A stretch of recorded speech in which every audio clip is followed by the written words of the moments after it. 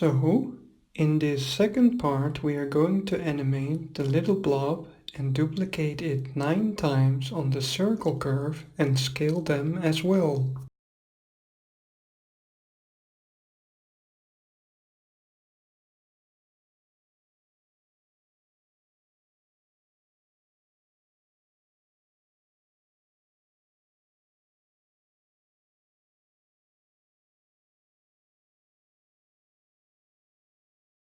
Now actually I made a little mistake in this lecture, and the next couple of ones, the number 102 where the green arrow is pointing to should be 100. So please correct this, because otherwise the timeline frames will not line up with the actual frames. We can set the end frame to 2000 here.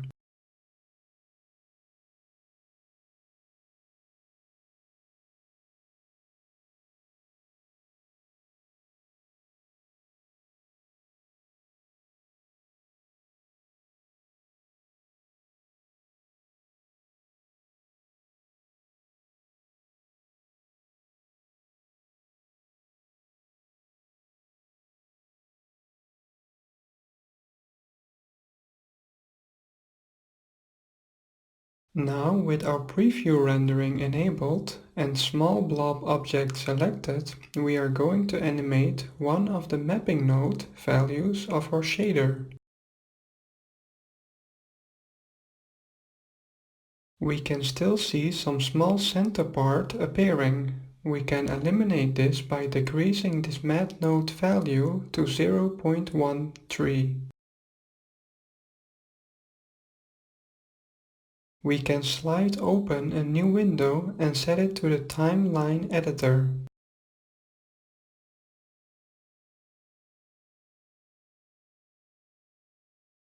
With our active frame on 1, we can keyframe this location value on 0. So here you can see I made the mistake I mentioned in the beginning of this lecture. The current frame and the timeline green slider do not match up. This is because this value pointed to should be 100 and not 102. So just ignore this misalignment on the timeline for the next couple of lectures.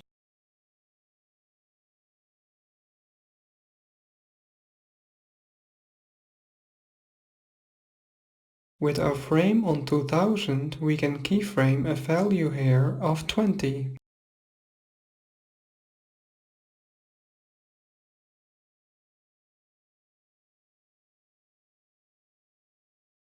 We can open a new window for our graph editor, and with our mapping node selected, we can set the interpolation of our location set to linear.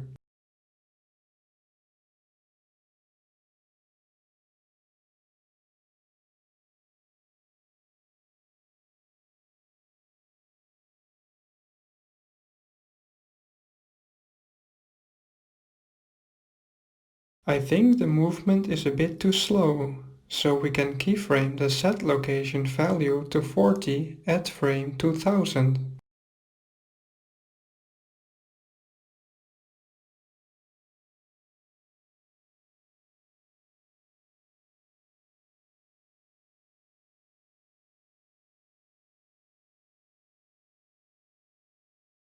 On frame 1 we can also keyframe the rotation set value on 0 and on frame 2000 on minus 900 degrees.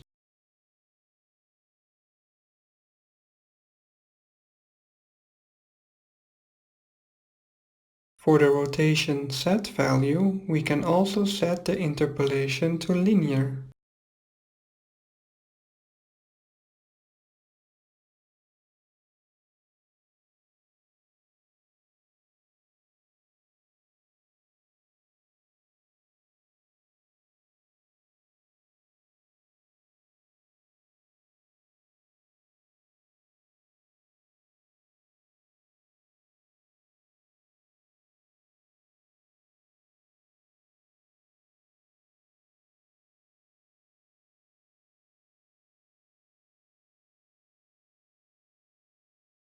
Now that we finished animating our shader, we will duplicate our small blob sphere 9 times and line them up one after another by sliding the offset value of the follow path constraint.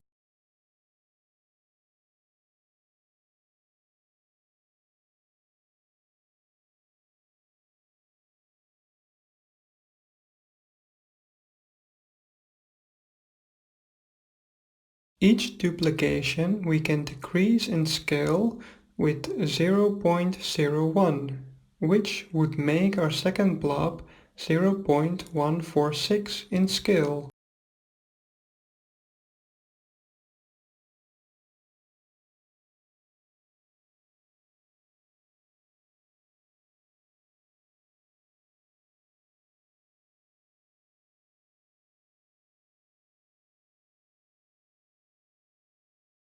We can do the same for our second duplicate.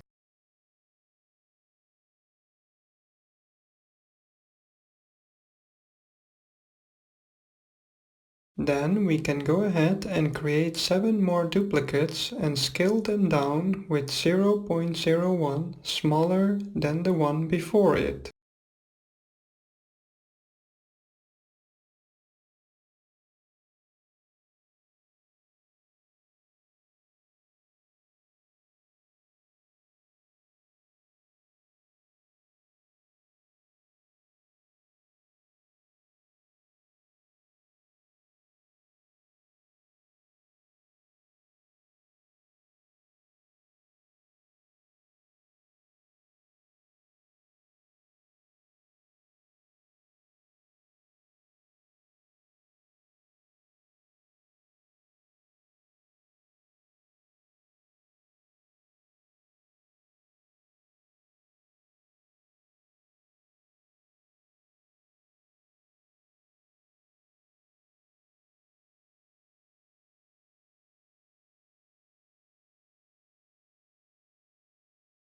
Then, with the follow path constraint offset value, we can slide each small blob closer to each other as I am demonstrating.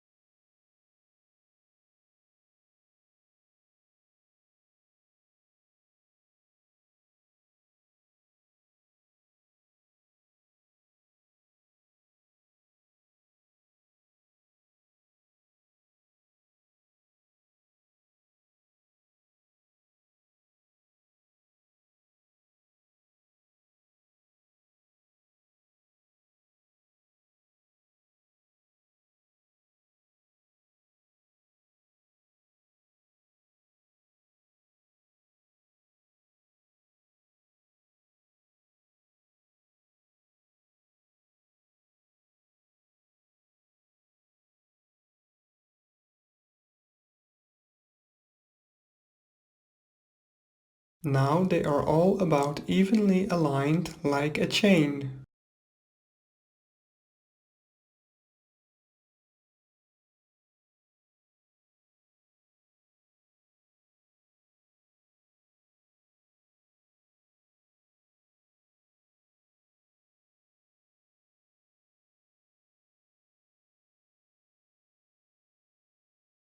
We can make some small adjustment to the position if needed.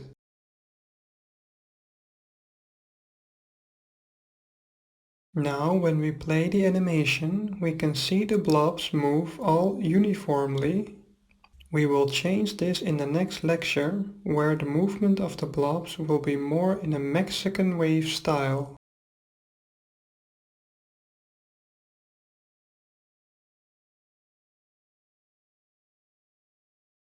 So thanks for watching and see you in the next lecture.